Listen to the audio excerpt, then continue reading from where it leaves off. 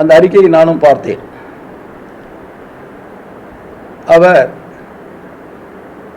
புரட்சித் தலைவி அம்மா இடத்திலே பணி செய்வதற்காக சென்றவர்.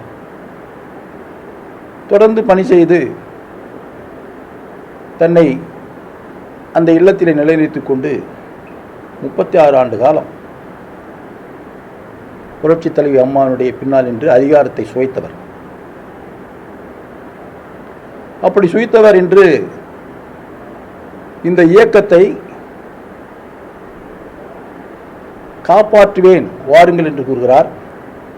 அநேகமாக அந்த அறிக்கை வெளியேந்து 24 மணி நேரம் ஆகியிருக்கும் என்று நான் கருதுகிறேன்.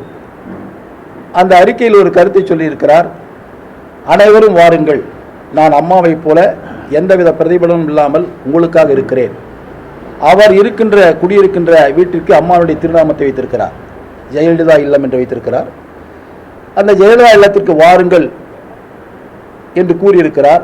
24 மணி நேரத்தில் எத்தனை பேர் சென்றார்கள் என்பதை ஊடக நண்பர்கள் நீங்கள் பார்த்து தெரிந்து கொள்ளுங்கள். எப்படியாவது குழப்பத்தை ஏற்படுத்த வேண்டும் என்பதற்காக ஒரு சிலர் முயற்சி செய்து கொண்டிருக்கிறார்கள். அந்த குழப்பத்தை தாண்டி தெளிவான முறையில் எங்களுடைய கழகத்தினுடைய பொதுச் செயலாளர் போற்றுதற்குரிய எடப்பாடியார் அவர்கள் அனைத்து தொண்டர்களையும் அரவணைத்து, அனைத்து நிர்வாகிகளையும் அரவணைத்து கட்சியுடைய செயல்பாடுகளில் தீவிரமாக செயல்பட்டு கொண்டிருக்கிறார். அதற்கு ஒரே ஒரு உதாரணத்தை மட்டும் சொல்ல விரும்புகிறேன்.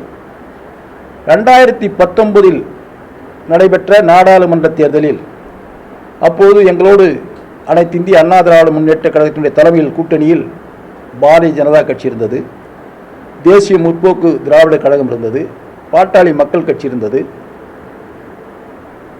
புதிய நீதி கட்சி இருந்தது, புதிய தமிழகம் இருந்தது, ஜி.கே. வாசன் தமிழ் மாநில காங்கிரஸ் இருந்தது. இவ்வளவு கூட்டணியில் 2019 நடைபெற்ற நாடாளுமன்ற தேர்தலில் நாங்கள் வாக்கு வாங்கிய சதவிகிதம் 18 விழுக்காடுகள். 2024 இப்பொழுது நாங்கள் அனைத்து இந்திய அண்ணா திராவிட முன்னேற்ற கழகத்தோடு தேசிய முற்போக்கு திராவிட கழகம் இருக்கிறது. இப்போது நாங்கள் வாங்கிய வாக்கு சதவீதம் 20.46% பெற்றிருக்கிறோம். 2019 திராவிட முன்னேற்ற கழகம் 33.52 விழுக்காடுகள் பெற்றிருந்தது.